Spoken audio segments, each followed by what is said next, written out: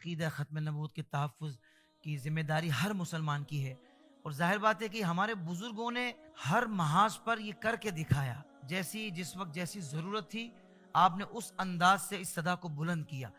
تو اگر ہم امیر ملت سید جماعت علی شاہ صاحب کی خدمات دیکھتے ہیں تحفظ ختم نبوت کے حوالے سے، تو بڑی زبردست خدمات ہیں، میں چاہوں گا اس پر آپ ضرور روشنی ڈالیں۔ عقیدہ ختم نبوت یہ اسلام کا ایک بہت بنیادی حصہ ہے، جی اور یہ ایسا بنیادی حصہ ہے کہ اگر الیاذ باللہ کسی کا عقیدہ ختم نبوت پر نہ ہو، جی اور اگرچہ وہ لاکھ کلمہ پڑھتا رہے، نماز پڑھتا رہے، روزہ رکھتا رہے، وہ نہ مومن ہو سکتا ہے، نہ عبادت گزار ہو سکتا ہے، نہ اس کی عبادتیں وہ فائدہ پہنچائیں گی، یعنی اتنا بنیادی عقیدہ ختم نبوت کا ہے۔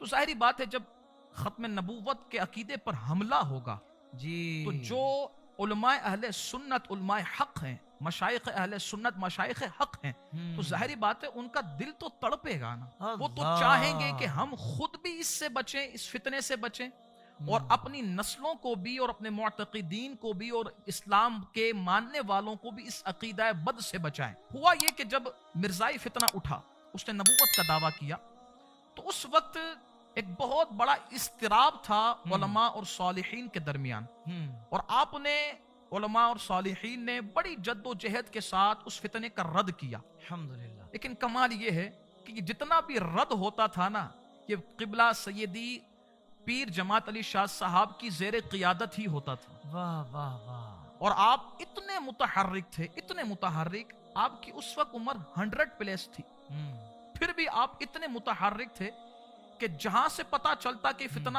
اس جگہ پر آ رہا ہے تو آپ فوراً کہتے آپ رکے، میں خود آ رہا ہوں۔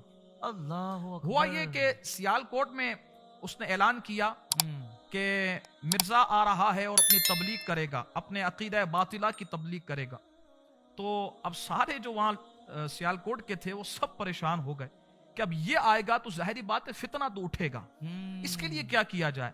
تو بڑے مشورے ہوئے کسے بلایا جائے، تو کسی اہل نظر اور اہل دل نے کہا کہ کیوں نہ پیر جماعت علی شاہ صاحب ہی کو بلا لیا جائے، بہت اچھے، اور آپ تشریف لے آئے تو آپ کے قدم کی برکت بھی ہوگی، آپ کے علم کا نور بھی ہوگا، سبحان کہ اللہ، یہ ظلمت یہاں داخل ہی نہیں ہو سکتی۔ اللہ اکبر۔ ہوا یہی، پیر جماعت علی شاہ صاحب کی بارگاہ میں عرض کی گئی، حضور اس نے آنے کا دعویٰ کر لیا ہے اور وہ آئے گا تو فتنہ پھیلے گا، تو حضور کچھ کرم فرمائے نا کہ آپ تشریف لے آئیں۔ آپ نے فرمایا کب آنا ہے؟ انہوں نے کہا حضور آپ کچھ دیر آرام کر لیں پھر آ جائیں۔ آپ نے فرمایا مجھ پر حرام، اب آرام حرام ہے، میں خود تمہارے ساتھ ابھی کے ابھی سیالکوٹ چلوں گا۔ اللہ۔ آپ سیالکوٹ گئے اور آپ نے سیالکوٹ جا کر ایک ایک مسجد، ایک ایک محلے، ایک ایک گلی میں جا کر عقیدہ ختم نبوت کو واضح انداز میں بیان فرمایا، کیا کہنے، اور مرزائی عقیدہ باطلہ کا بیان فرمایا ہے، اور آپ کی قدم کی برکت سے، آپ کے علم دین کے نور کی برکت سے، عقیدہ ختم نبوت کے واضح بیان کی برکت سے، مرزائی کے عقیدہ باطلہ کی رد کی برکت سے، کمال یہ ہوا کہ مرزا نے سیالکوٹ آنا ہی گوارا نہ کیا۔ کیا کہنے، آپ نے کئی ہفتے وہاں پر لگا کر ان پورے لوگوں کو تیار کیا اس عقیدے کے حوالے سے، تو اس میں ہمت نہ ہوئی کہ سیالکوٹ آ سکے۔